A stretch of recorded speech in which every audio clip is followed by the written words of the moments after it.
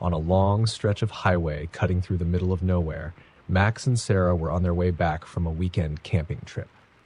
The road was silent, flanked on either side by miles of empty desert, the occasional weathered billboard breaking up the monotony. As they drove, their eyelids heavy and conversations sparse, the low fuel light on the dashboard blinked on with a dim orange glow. Max sighed, his voice laced with frustration. "I thought you filled the tank before we left?" Sarah, equally tired and irritated, replied, "I did. I swear I did." They exchanged nervous glances, realizing they hadn't seen a gas station for miles. The clock on the dashboard read 2:13 a.m. Pitch darkness surrounded them as the headlights struggled to pierce the empty road ahead. They didn't have cell service this far out. They hadn't for nearly an hour. They began to drive slower, hoping to conserve what little gas they had left. Minutes turned into an agonizing stretch of silence. Max gripped the steering wheel tighter, his knuckles white. The car chugged along, sputtering, and then, with a shudder, it gave out. They were out of gas. He guided the car to the side of the road, killed the headlights, and sat back, staring into the abyss around them. "What now?" Sarah whispered, her voice barely audible. Max looked out the window, scanning the darkness. Palely, they hadn't seen any signs of life or even a house for hours. "We wait until morning, I guess. Maybe someone will drive by." They huddled together, their breaths visible in the cold night air. Hours ticked by as they watched the highway, hoping for headlights to appear in the distance. The silence was stifling, and each time a breeze rustled through the desert, they jumped, hearts pounding. Then they saw something. Far off down the road, a light appeared. At first, it looked like headlights, but as it approached, they realized it was a single beam, like an old-fashioned lantern. The glow bobbed up and down, moving closer, but slower than any car would. They waited, silent, as the light came toward them. It was still too dark to make out anything clearly, but they saw the outline of a man, shambling down the road with a slow, unsteady gait. He was alone, holding a lantern and wearing a wide-brimmed hat that cast shadows over his face. As he drew closer, they noticed the man was muttering to himself, words they couldn't quite make out. "Should we ask for help?" Sarah whispered, gripping Max's arm tightly. Max hesitated. Something about the man felt wrong. He couldn't pinpoint what it was, but the sight of him triggered an uneasy feeling deep in his gut. But they had no other options. He rolled down the window just as the man stopped a few feet from their car. "Evenin'," the man croaked, his voice raspy and low. He didn't look directly at them, just kept his gaze fixed on the road. "We, ran out of gas," Max explained, his voice wavering. "Do you know if there's a gas station nearby?" The man let out a low chuckle, a sound that echoed across the empty desert. "No gas stations around here for miles. You're a long way from home." His face tilted up slightly, and in the dim glow of the lantern, they could finally see his eyes, or rather, the empty, hollow sockets where his eyes should have been. Max and Sarah froze, terror washing over them. The man kept grinning, his mouth stretched impossibly wide, revealing teeth that seemed too sharp, too many. "You best get going," he whispered, his voice now a sinister rasp. "The road ain't safe when the lights go out." Before they could respond, the man blew out his lantern, plunging them back into darkness. They heard shuffling footsteps as he walked away, fading into the night. Max tried to start the car, his hands trembling as he turned the key again and again, desperate for it to roar back to life. Nothing. The car was dead silent. Sarah whimpered, clutching his arm, her nails digging into his skin. They both stared into the darkness, straining to see if the man was still out there. But there was nothing. Then, in the pitch black, they heard it, a low, guttural scraping sound coming from the back of the car. Max turned around, heart pounding, now trying to see out the rear window, but there was nothing, only shadows shifting in the dark. The scraping sound grew louder, now accompanied by a faint, rhythmic tapping, like nails running along metal. Max gripped Sarah's hand, his voice barely above a whisper. "Don't move. Don't make a sound." They sat in silence, their breath shallow as the noise crept closer, moving up along the side of the car. Tap, scrape, tap, scrape. The car rocked slightly, as if something heavy was pressing against it, testing its weight. Max tightened his grip on Sarah's hand, feeling her shake with fear. Suddenly, something slammed against Max's window, hard. He yelped, instinctively pressing back against his seat, but it was gone as quickly as it had come. In the darkness, he could just make out a handprint smeared on the glass, the outline of long, bony fingers with nails that looked more like claws.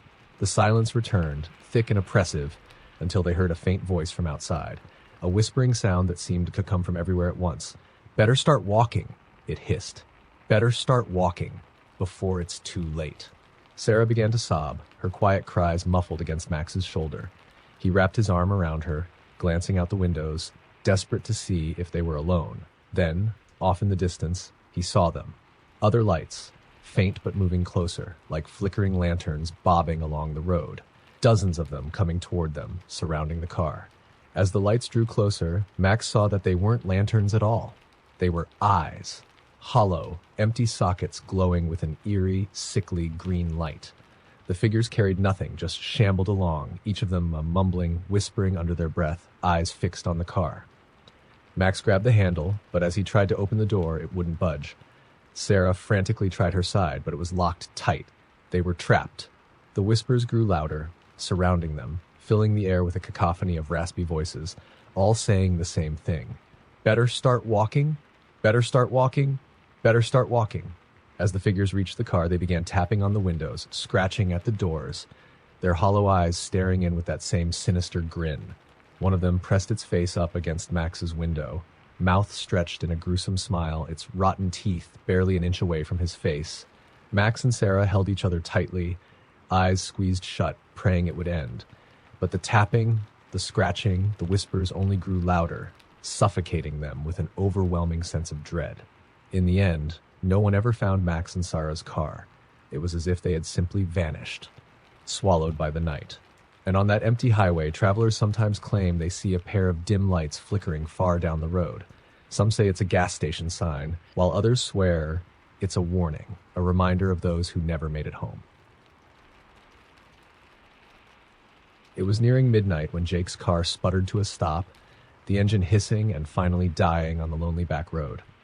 There was no sign of civilization for miles, just trees stretching up like skeletal hands on either side of the narrow, winding road. Jake cursed under his breath as he fumbled for his phone. Dead, of course.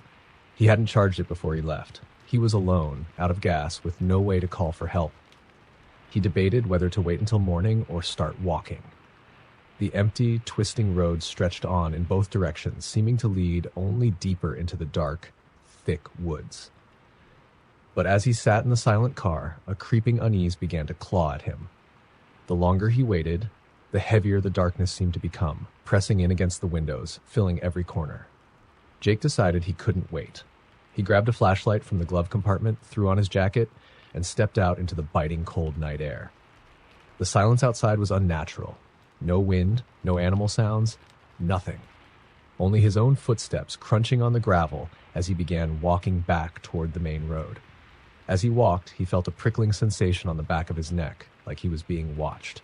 He whipped around, shining the flashlight over the road and into the woods. Nothing moved, but the sensation didn't go away. Instead, it grew stronger, gnawing at him, urging him to walk faster.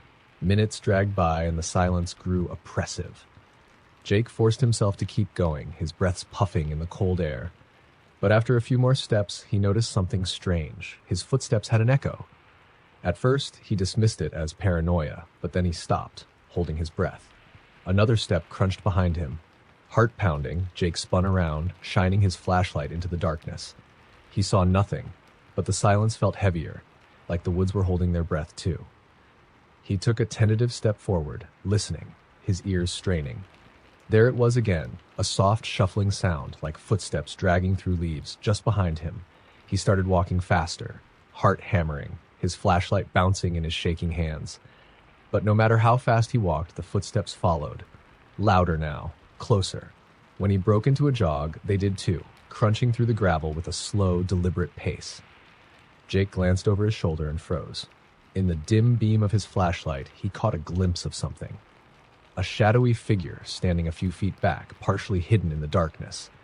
It was too far to make out any details, but he could see the outline of its head tilted to one side, as if watching him. The figure's height was all wrong. It looked impossibly tall and thin, with limbs that seemed too long. Jake turned back around, picking up his pace, trying to keep his eyes forward. His heart felt like it would explode in his chest as he pushed himself into a full sprint. The footsteps behind him grew faster too, keeping pace, their rhythm matching his own. Every instinct screamed at him not to look back, to just keep running. But he couldn't help it. Curiosity, or fear, or both, forced him to glance back over his shoulder. The figure was closer now, just 10 feet away. In the harsh light, he could finally make out its face, if it could even be called a face. It was a pale, expressionless mask, smooth and featureless, except for two hollow eyes that seemed to devour the light. And those eyes, they were looking right at him. Jake's breath hitched as he stumbled, nearly falling, his body refusing to cooperate. The figure drew closer, its long limbs stretching, the empty eyes widening as if in anticipation. Just then, Jake's flashlight began to flicker. He smacked it desperately, pleading with it to stay on, but the light dimmed and went out, plunging him into darkness. The footsteps stopped. Jake was paralyzed, listening to the silence, too terrified to move or breathe. He felt it close to him, close enough to feel the cold air around him shifting. He stood there frozen, afraid that even the smallest movement would give him away. Then, just barely audible, he heard breathing.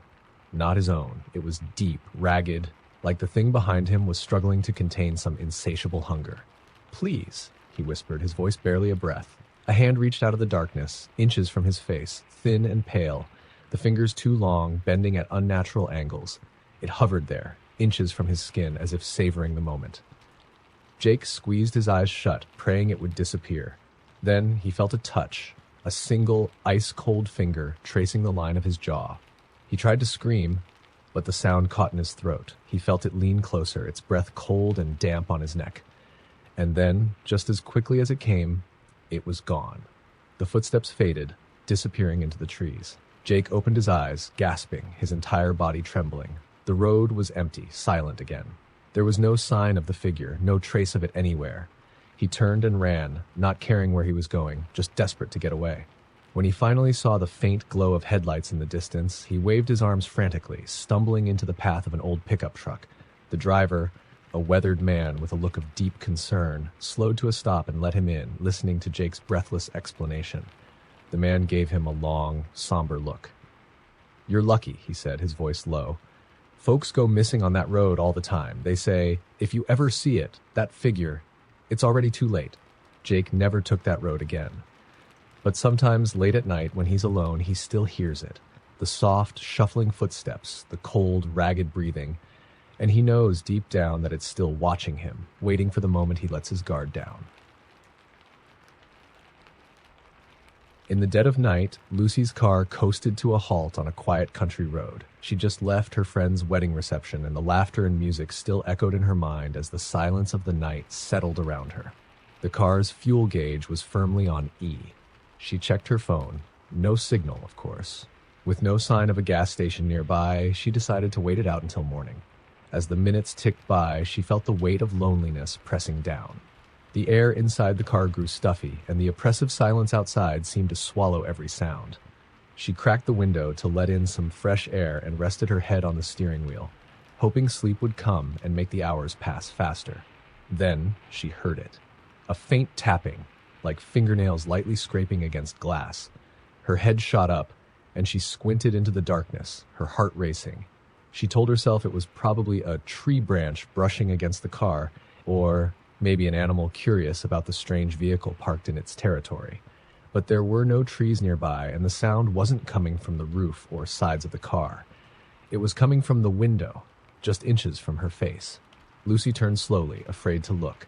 Through the glass, she caught sight of a figure standing outside her car. It was a man, or at least what looked like a man.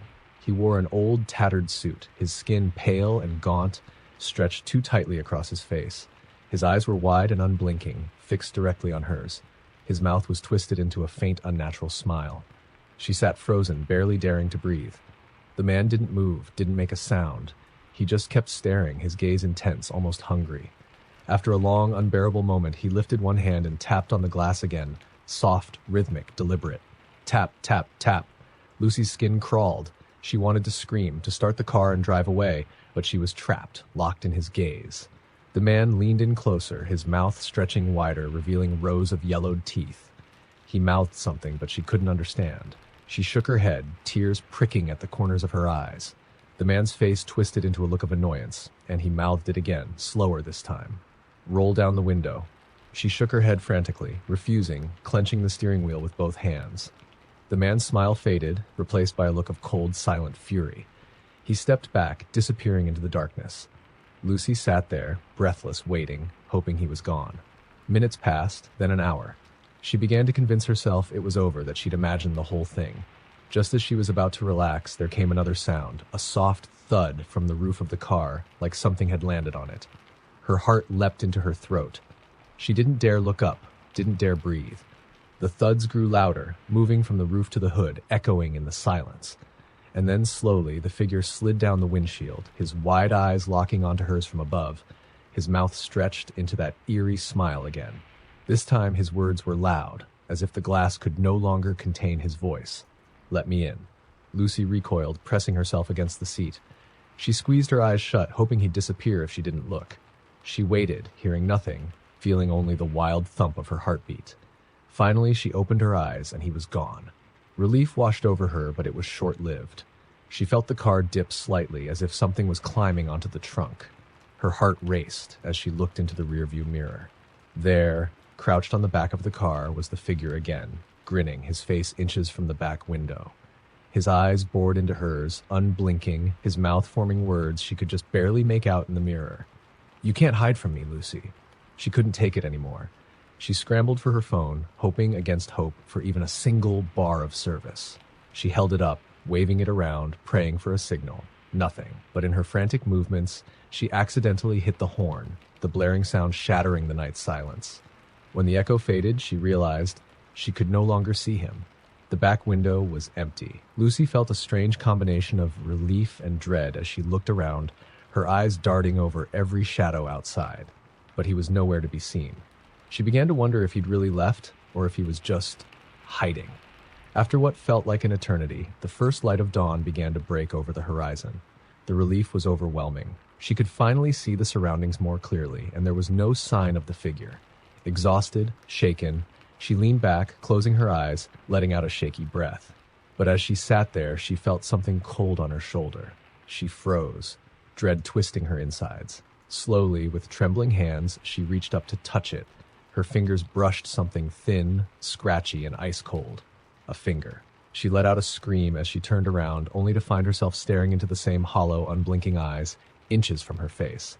His mouth stretched into that same horrific grin as he whispered in her ear, "You never said I couldn't come in." The last thing she saw was his face, filling her vision as darkness swallowed her. It was late, and Claire was driving alone on a quiet, rural road she'd never taken before.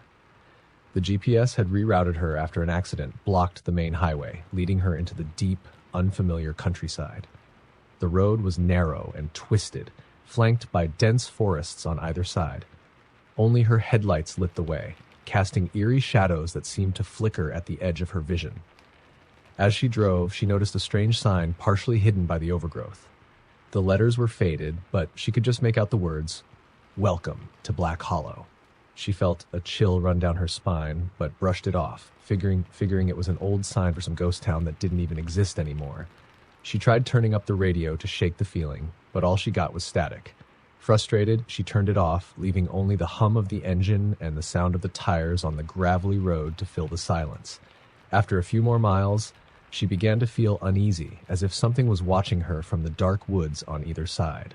Her gaze kept flicking to the rearview mirror, half expecting to see something there. But it was always empty, just the long stretch of road fading into the night. Suddenly, Claire spotted something up ahead, a figure standing in the middle of the road facing away from her. She slowed down, squinting to make out the shape. It was a woman, barefoot, wearing a long, tattered dress that looked decades old. Her hair was matted, hanging down in limp, tangled strands. Claire's hands tightened on the wheel as she crept closer. The woman didn't move, didn't turn to look at her. She just stood there, frozen, like a statue. Claire considered rolling down the window to ask if she needed help, but something about the woman's stillness filled her with an overwhelming sense of dread. She decided to drive around her, keeping her eyes forward, refusing to make eye contact. As she passed, she could feel the woman's presence, cold and heavy, like she was somehow watching, even though her back was turned. Once Claire was a few yards past, she let out a shaky breath, relieved to be leaving the strange woman behind. But just as she started to pick up speed, she glanced in her rearview mirror and nearly screamed. The woman was no longer standing in the road. She was right behind the car, running impossibly fast, her eyes wide, filled with something that wasn't quite human. Claire floored the gas pedal, her car roaring down the winding road. She kept glancing in the mirror, hoping she'd lost her, but each time she looked, the woman was there, closer, her face twisted into a horrific grin that stretched far too wide, her eyes fixed intently on Claire. The road twisted and turned, and Claire struggled to keep control, her hands gripping the wheel so tightly her knuckles turned white. But no matter how fast she went, the woman was right behind her, closing the distance with every second. Finally, Claire saw a faint glow up ahead, a small, rundown gas station, the only sign of life she'd seen for miles. She veered into the parking lot, skidding to a stop, and bolted from the car, dashing toward the door. She burst inside, slamming the door behind her, panting, and looked around. The gas station was dimly lit, dusty and empty except for an old man standing behind the counter, his face cast in shadow. He barely looked up as she stumbled inside. "Please," Claire gasped, "I think someone's following me. A woman. Out there." She gestured frantically toward the dark parking lot. The old man didn't react, just slowly turned his gaze to the door, then back to her. "You saw her, didn't you?" he asked, his voice low, almost a whisper. Claire's heart raced. "You know her?" The man nodded slowly, his expression grim. "Folks around here call her the Lady of Black Hollow. Been haunting these roads for longer than I've been alive. She finds people lost, alone, and once you see her, she won't stop until she catches you." Claire's blood ran cold. What happens if she catches you?" The old man's eyes darkened. "No one's ever come back to tell me." A chill settled over the room as his words sank in. Claire turned, glancing out the window, half expecting to see the woman standing there, grinning at her through the glass. But the parking lot was empty, dark and silent. "I don't understand," she whispered. "How do I get rid of her?" The old man shook his head slowly. "You don't. All you can do is keep driving. Don't stop, don't look back, and pray she gets bored and finds someone else." Claire's stomach twisted. She wanted to argue, to demand he help her, but the look in his eyes told her he'd already seen too many people try and fail. She swallowed hard, gave him a shaky nod, and headed back to her car. She climbed in, her hands trembling as she gripped the steering wheel. As she looked up, her heart nearly stopped. The woman was there, standing in the middle of the road just beyond the gas station, staring straight at her, her eyes gleaming in the darkness, her mouth curved into that awful, inhuman smile. Claire's hands shook as she started the engine, her only thought now to get as far away as possible. She peeled out of the gas station, the woman's figure receding into the distance. She drove faster than she ever had, heart pounding, hands slick with sweat, the road stretching endlessly before her. Hours passed and the sun began to rise, casting a faint glow over the empty road. Claire felt a wave of relief wash over her as she saw the first signs of civilization ahead, a small town just beginning to wake. But as she drove into town, something caught her eye in the rearview mirror. There, on the side of the road, was the same figure, standing still, watching her as she drove away. A shiver ran down her spine as she realized the truth. The Lady of Black Hollow had let her go, for now. But Claire knew, deep down, that she would never be free. Because no matter how far she went, how fast she drove, she would always feel those eyes on her, always hear those footsteps echoing in the distance. The lady would wait. After a long day of hiking in the remote forest, Sam was eager to head back to his campsite, rest, and maybe roast some marshmallows before turning in. But as he glanced at his watch, he realized with a surge of unease that he had wandered much farther off the trail than he'd thought. The sky had turned a bruised shade of purple, and darkness was creeping over the forest. He retraced his steps, hoping to find familiar landmarks, but the trees all looked the same in the fading light. The woods grew silent, the chirping birds and rustling leaves replaced by an oppressive stillness that made him feel like he was being watched. His phone had no signal. It would just be him, alone in the dark, until morning. As he moved deeper into the forest, Sam caught a glimmer of light through the trees, a faint, flickering glow. Hope surged in his chest. Maybe it was another camper, or even a ranger. He quickened his pace, moving toward the light, winding through the trees until he emerged into a small clearing. There, in the center of the clearing, was a tiny, dilapidated cabin. The windows were smeared with dirt, the wooden walls covered in moss, and the door hung slightly open. The light he'd seen was coming from inside, a dim, sickly yellow glow that flickered like candlelight. Sam hesitated. The cabin looked abandoned, like it hadn't been lived in for years. But at this point, he was desperate. He took a deep breath and stepped toward the door, pushing it open with a creak that echoed through the silent forest. Inside, the cabin was dark and musty, filled with old, rotting furniture. The faint light he'd seen was indeed from a candle sitting on a small table in the center of the room. Its flame sputtered weakly, casting eerie shadows that danced across the walls. Sam looked around, hoping to find something useful. A map, a lantern, anything. But as his eyes adjusted to the dim light, he noticed something strange. On the walls, there were old, faded photographs nailed up, dozens of them arranged in a messy, disorganized pattern. He stepped closer, squinting at the images. The photos were all of people. Campers, hikers, families, even children, all posing in the same clearing he just walked through, with the same cabin in the background. But the expressions on their faces were blank, their eyes unfocused, as if they didn't even know they were being photographed. Some looked terrified, others confused. And then he noticed something even stranger. In every single photograph, there was a figure standing behind the people, a tall, dark silhouette with no discernible features, just a shadowy outline that seemed to blend into the trees. The figure was always in the same spot, just behind them, watching. A chill crawled up Sam's spine as he continued scanning the wall of photos. He started to recognize faces, people who had been reported missing in this very forest, whose stories he'd heard over the years. Hikers, campers, even an entire family that had vanished without a trace. And then he froze. Near the end of the wall, there was a photo that hadn't faded like the others. It was newer, the colors still sharp. In the picture, he saw a man standing in the clearing, looking lost and confused. It was him. He stared at the photograph, his mind racing, trying to remember if he'd seen anyone or anything near him earlier. But he couldn't recall anyone being there. His heart pounded as he took a step back, glancing over his shoulder, half expecting to see the shadowy figure standing behind him. That's when he heard the soft, barely audible sound of footsteps behind him. He turned around, heart hammering, but the room was empty. The only sound was the weak flicker of the candle on the table. He forced himself to breathe, trying to shake off the feeling of dread creeping over him. Then he heard it again.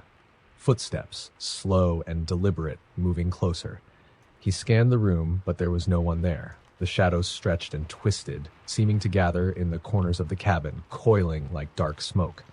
In a panic, he turned to leave, but as he reached the door, it slammed shut on its own, the sound echoing in the tiny cabin. He yanked on the doorknob, pulling with all his strength, but it wouldn't budge. The footsteps grew louder, circling him, though he could still see no one. Then he felt it, a presence, cold and oppressive, hovering just inches from his face. He could feel its breath on his skin, chilling him to the bone. He didn't dare move, didn't dare look. His heart pounded, each beat louder than the last, filling the silence. The candle flickered, casting long shadows across the wall.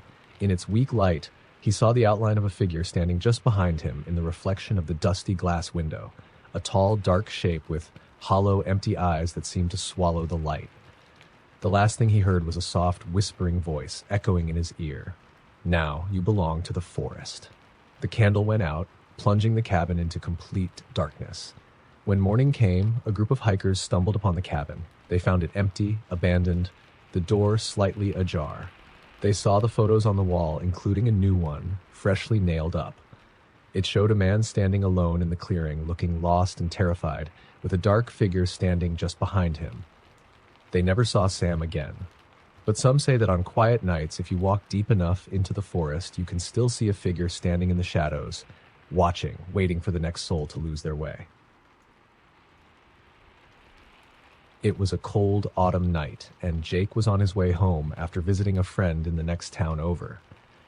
The drive was supposed to be uneventful, just a quick cut across a winding back road surrounded by dense woods. But as he drove, he noticed his fuel gauge creeping toward empty. He hadn't seen another car in miles, and he knew he'd taken a wrong turn somewhere, getting himself deep into the countryside. Just as he was debating whether to turn around or push forward, his car sputtered and the engine died. He coasted to the side of the road, his headlights dimming as the car's power drained away. His phone, too, was dead, a combination of low battery and no reception. Cursing his luck, he grabbed a flashlight from the glove compartment and stepped out into the chilly night. He'd seen a small house a little ways back, barely visible through the trees, so he decided to walk over and ask for help. As he made his way down the deserted road, the sounds of the forest felt unnaturally loud. Rustling leaves, distant branches cracking, the occasional hoot of an owl. Every now and then he'd pause, convinced he'd heard footsteps behind him, only to be greeted by silence and darkness. Finally, he reached the old house, sitting alone at the edge of a clearing with its windows dark and its front door slightly ajar. The place looked abandoned, but it was the only shelter in sight.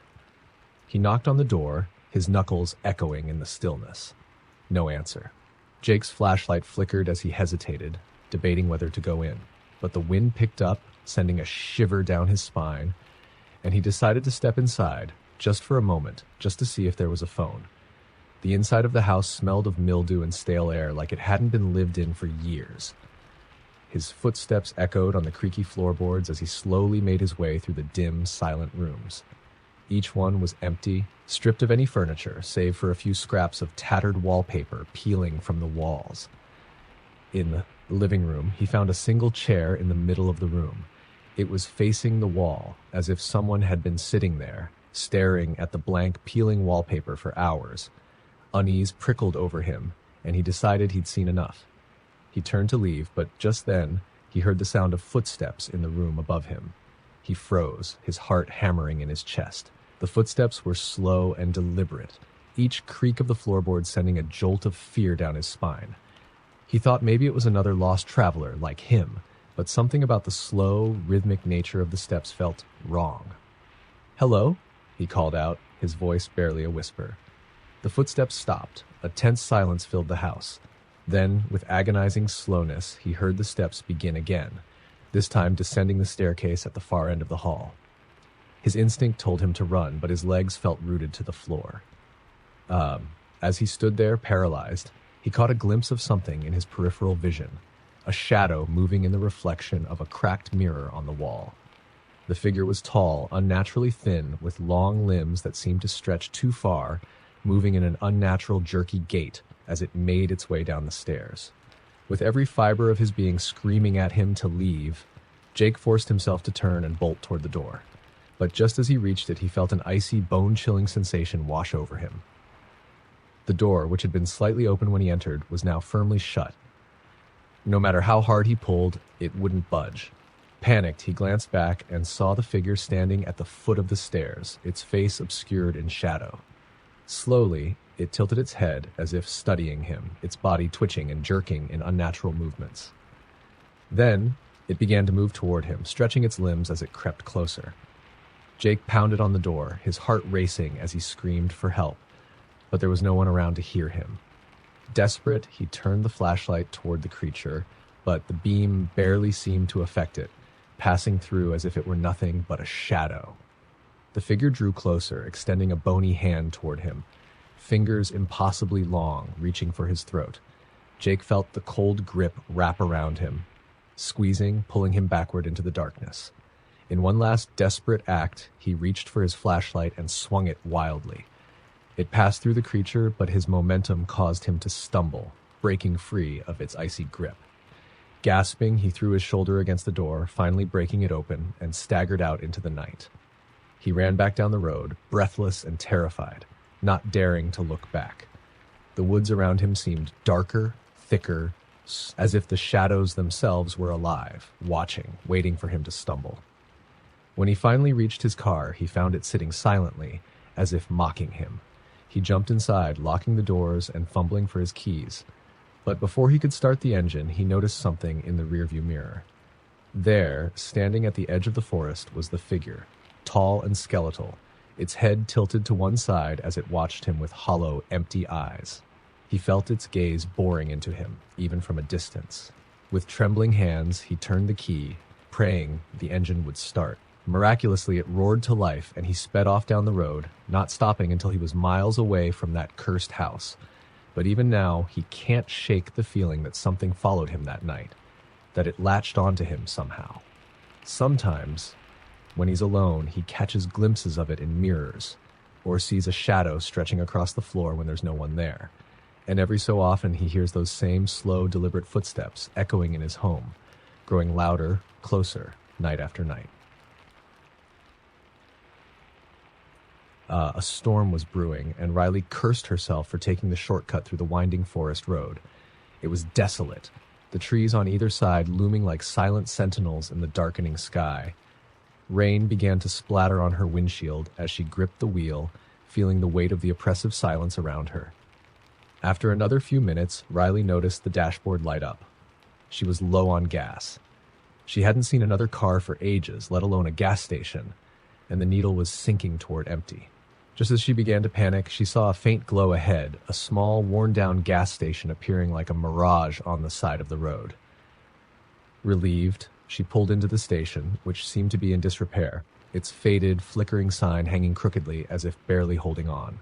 Only one pump worked, and the place looked abandoned, save for the faint light coming from inside the small convenience store. Riley quickly grabbed her wallet and stepped out into the rain, her footsteps echoing against the wet pavement. She approached the pump, shivering, and just as she lifted the nozzle, she heard it. A faint sound, like humming, coming from the dark forest behind her. She froze, straining to listen, but the sound vanished as quickly as it had come. Shaking it off, she began to pump gas, watching the numbers tick up, though the pump worked agonizingly slowly. When she glanced toward the convenience store, she noticed a man standing behind the counter, half hidden in shadow, watching her with an expressionless stare. She gave a hesitant wave, but he didn't react, his gaze fixed, eyes almost too wide, too bright. Riley looked away, unnerved, as the pump finally clattered to a stop. Just as she was about to get back into her car, she heard a voice behind her. "Need any help, miss?" She spun around, startled. A man, tall and gaunt, stood just a few feet away, wearing an old, faded uniform with a name tag that read Jack. She hadn't heard him approach, and his sudden appearance sent a chill down her spine. "Oh, no. Thank you," Riley stammered. "Just getting gas." Jack's eyes didn't leave hers. They seemed glassy, vacant. "You sure? Not many folks pass through here at night." Riley forced a smile, trying to mask her discomfort. "I'm fine, really. Just trying to get home before the storm hits." Jack's gaze lingered, unblinking.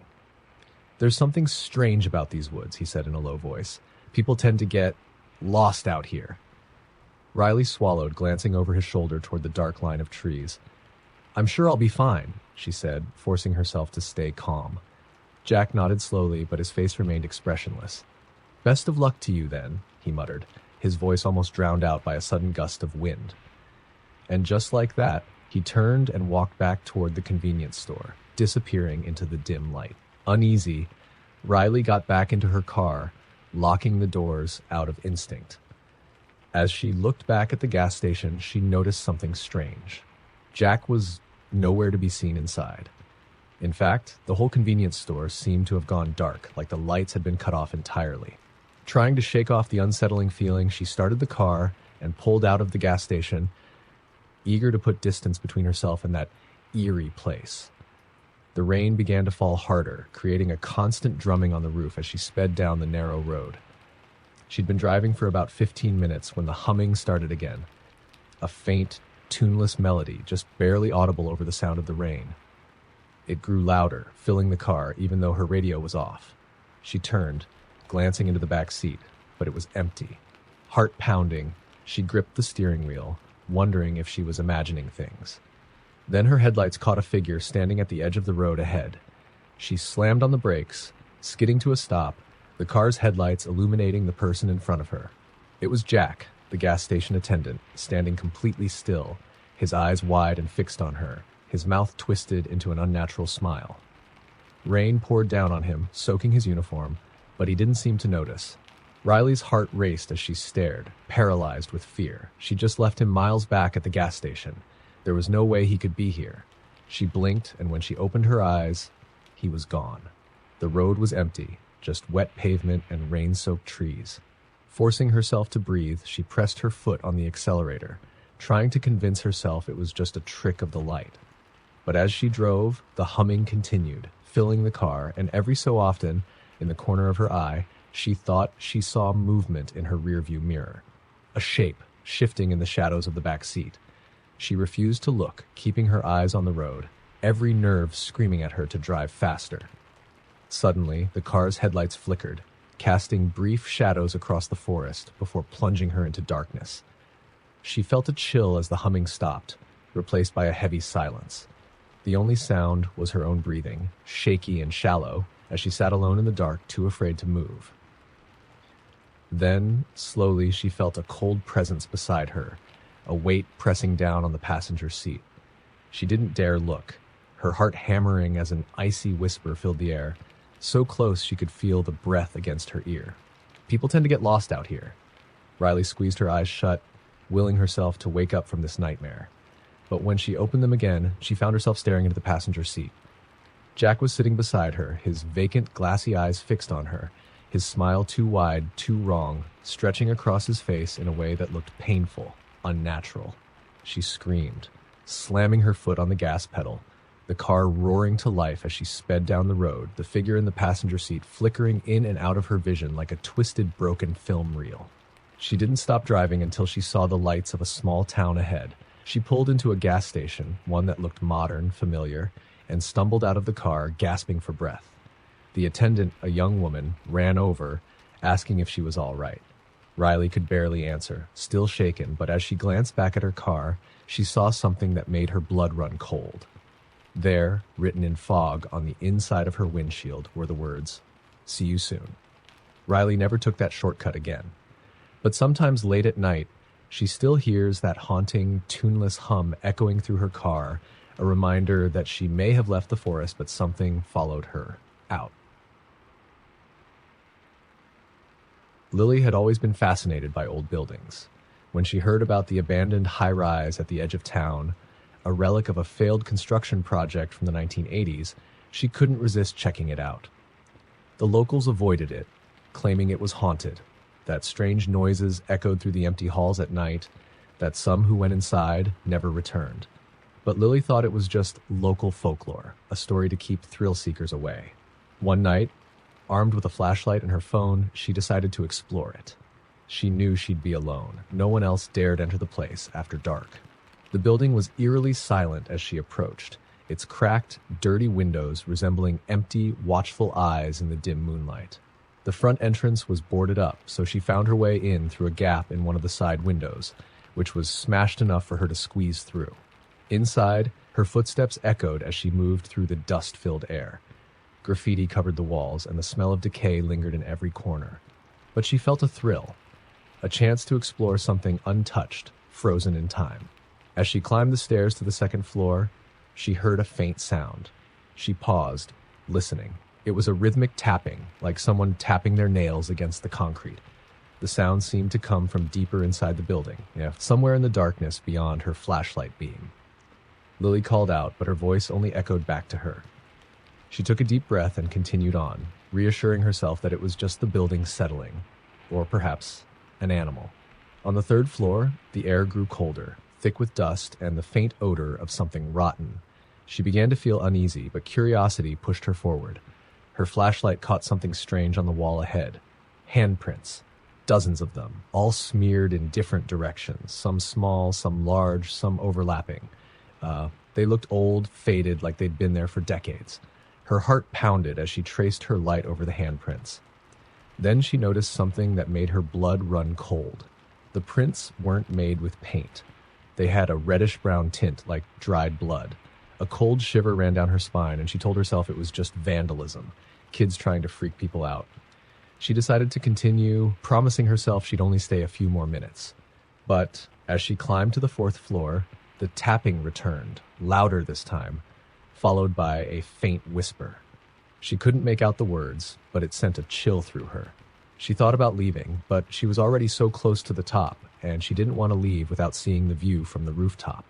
She convinced herself that her mind was playing tricks on her, that the place's eerie reputation was just getting to her. On the fifth floor landing, she noticed something strange on the floor. a dusty, cracked mirror, propped up against the wall. In its reflection, she saw herself, but she looked different. Her reflection seemed just a fraction slower than her, moving slightly out of sync with her own movements.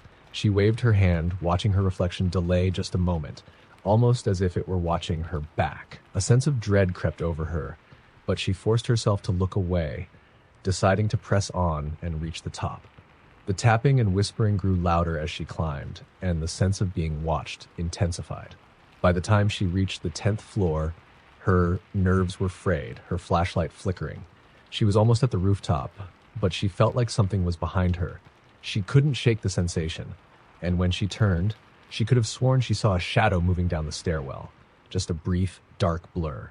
Breathing heavily, she sprinted up the last flight of stairs and burst onto the rooftop, where she found herself under the open sky, the moon casting a cold, pale light. She felt relief, but only for a moment. When she turned back toward the stairwell, she froze. Standing in the doorway was a figure, tall and dark, its face obscured by shadows. It didn't move, didn't speak. It only stood there as if waiting. Lily's heart pounded as she backed away, her mind racing for an escape route. She realized too late that she was trapped. There was nowhere to go but back down through the building, past whatever this thing was. She kept her flashlight trained on it, but it didn't flinch, didn't even seem to notice the light. Then, slowly, it began to move, gliding silently toward her, its head tilted, as if studying her. Desperate, she turned and sprinted toward the far end of the roof, searching for another way down. There, in the corner, she saw an old fire escape ladder, rusty and barely hanging onto the side of the building. She scrambled toward it, praying it would hold her weight. As she climbed down, she felt a terrible cold radiating from the rooftop above, a chill that seeped through her skin and into her bones. She looked up, and the figure was there, peering over the edge, watching her with empty eyes. Halfway down, the ladder shook violently, as if something was yanking it from above. Her hands slipped on the rust, but she held on, gritting her teeth, descending as quickly as she could. Finally, she reached the ground, sprinting away from the building without looking back. She ran until her lungs burned, until the gasping air filled her ears and drowned out the eerie silence. When she reached her car, she fumbled with the keys, glancing back one last time at the building. In the dim moonlight, she could make out the figure standing in one of the high windows, watching her from above. She felt its gaze even as she sped away. The image of its dark, looming shape seared into her mind. For weeks after that night, she could feel it watching her. Every time she looked in a mirror, she would catch a glimpse of something just behind her shoulder, a flicker in the corner of her eye, like something moving in sync with her reflection. She tried to ignore it, to tell herself it was her imagination. But then she started hearing the tapping, quiet, rhythmic, coming from somewhere inside her walls, like a slow heartbeat, growing louder each night, moving closer. One night, as she lay in bed, the tapping stopped. She felt a cold presence at the foot of her bed and dared to open her eyes, finding a dark, shadowed figure standing over her. Its eyes were empty, hollow, but somehow she knew it was smiling, and that was when the whispering began. Sarah was driving down a remote country road on her way home from a late shift. It was past midnight, and aside from the occasional sound of an owl or rustling in the trees, the night was eerily silent. Her radio was off, and there were no lights in sight, just her headlights cutting through the thick darkness. As she rounded a curve, her car suddenly began to sputter. She watched in horror as her gas gauge dipped to empty, even though she could have sworn she'd filled it up earlier. The car rolled to a stop, and when she tried to restart it, it only made a feeble clicking noise. Frustrated and a little uneasy, Sarah pulled out her phone to call for help. No signal. She looked around, realizing she was completely alone in the middle of nowhere, surrounded by nothing but trees and fields. She'd passed a gas station a few miles back, but hadn't seen another car since. Deciding to wait for a bit, she locked the doors and tried to calm herself, hoping someone would come by. Minutes ticked by, each one stretching out longer than the last. The quiet around her felt oppressive, thick as if something was listening. She adjusted her rearview mirror out of habit, and her heart skipped a beat. In the dim reflection, she saw a faint outline of a figure standing about 50 feet behind her car, just barely visible in her brake lights. She squinted, trying to make sense of it, wondering if her mind was playing tricks on her. but the figure didn't move. It stood completely still, just far enough away that she couldn't make out any details, but she could feel it watching her. Goosebumps prickled her arms as she slowly turned around to look directly out the back window, but when she did, nothing was there. Shaken, she turned back around, gripping the steering wheel tightly, her breath fogging up in the cold car. Just then, a tap sounded on the driver's window. She jumped, her heart pounding, and turned to see a man standing there, his face partially obscured by the shadows. He wore an old, dirty hat, and his clothes looked worn and slightly torn. His eyes were wide, unblinking, and he stared at her with an expression she couldn't quite read, somewhere between a smile and a snarl. "Need some help?" he asked, his voice muffled, but somehow still unsettling. Sarah hesitated, feeling every instinct scream at her to lock the doors and drive away, if only her car would start. But she couldn't deny she needed help. "Yes, I ran out of gas," she managed, her voice barely steady. The man's grin widened, and he motioned for her to roll down the window. She hesitated, but he only kept smiling, his hand tapping the glass in a slow, rhythmic beat. I don't think I should," she said, feeling the hairs on the back of her neck prickling. The man's smile faltered, his eyes darkening, but he continued to tap on the glass. The tapping grew louder, more insistent, each tap more aggressive than the last. He didn't blink, didn't look away, just kept staring at her, his grin stretching wider than seemed natural. Then he whispered, just loud enough for her to hear through the glass, "Come on, I know you want to open it." Sarah's heart pounded as she forced herself to look away from him, pressing her back against her seat, clutching her phone in her hand. She squeezed her eyes shut, counting to 3, telling herself this wasn't real, that when she opened her eyes, he'd be gone. But when she opened them, he was still there, his face now pressed against the glass, his eyes staring directly into hers, his fingers drumming faster, almost feverishly. In a panic, she hit the horn, hoping the noise would scare him away. But he didn't flinch. He didn't even blink. He just stayed there, his grin widening until his teeth were visible, his breath fogging up the glass. And then, just as suddenly as he'd appeared, he stepped back and vanished into the darkness, melting into the shadows by the side of the road. Relieved but shaken, Sarah locked her doors again and sat, trembling, trying to make sense of what had just happened. She waited, not daring to look in any mirrors, not even trusting her own sight. Every minute felt like an hour as she sat there, paralyzed, praying for another car to come by. After what felt like an eternity, she saw headlights approaching from the opposite direction. Relief flooded her, and she quickly waved them down. A woman in an old pickup truck pulled over, rolling down her window with a friendly smile. "Hey there, are you okay?" the woman asked, her tone warm and concerned. Sarah nodded, barely able to speak. I ran out of gas," she said, her voice shaking. "And there was someone." The woman's face turned serious. "You saw him too?" Sarah's blood ran cold. You've seen him?" The woman nodded slowly, her eyes darkening. "They say he's been haunting this road for decades. People who break down here sometimes see him, always at night, always when they're alone. Some say he was a hitchhiker who got hit and left for dead. Others say he's something worse, something that's always been here." Sarah felt a chill settle over her. She climbed into the woman's truck without looking back, just wanting to get as far away as possible. As they drove off, she glanced in the rearview mirror one last time, her heart pounding as she looked at her car fading into the distance. And there, standing right next to her car, was the man, staring after them, his grin wide, unblinking, his eyes locked on her until they disappeared into the night. To this day, she avoids that road, never driving alone at night, and never letting her gas gauge dip below half, but sometimes she catches glimpses in her mirror, a shadowy figure just behind her, always watching. Mark was heading home from his cousin's wedding, his car loaded with leftover food and decorations he'd promised to drop off. It was past 2 a.m., and he was driving along a back road that cut through dense woods, a shortcut that, despite its eerie solitude, saved him a good 30 minutes. As he drove, he noticed the road seemed darker than usual, almost as if the trees were pressing in closer, their branches hanging low like twisted hands reaching toward the ground. The only sound was the hum of his engine and the occasional rustle of leaves as he sped by. He tried to brush off the unsettling feeling that settled in the pit of his stomach, chalking it up to the fatigue of a long day. Then, out of nowhere, His headlights illuminated a figure on the side of the road, standing still with their back to him, facing the dark woods. Mark's heart skipped a beat as he slowed down, instinctively thinking it was someone stranded or injured. The figure was cloaked in a long, dark coat, their hair hanging down in wet, stringy strands. He pulled over cautiously, rolling down his window. "Hey, are you okay? Do you need help?" The figure didn't move, didn't even seem to breathe. Mark squinted, trying to get a better look, but their face was hidden, almost intentionally obscured by their hair. He waited, the engine idling, his hand hovering over the door handle.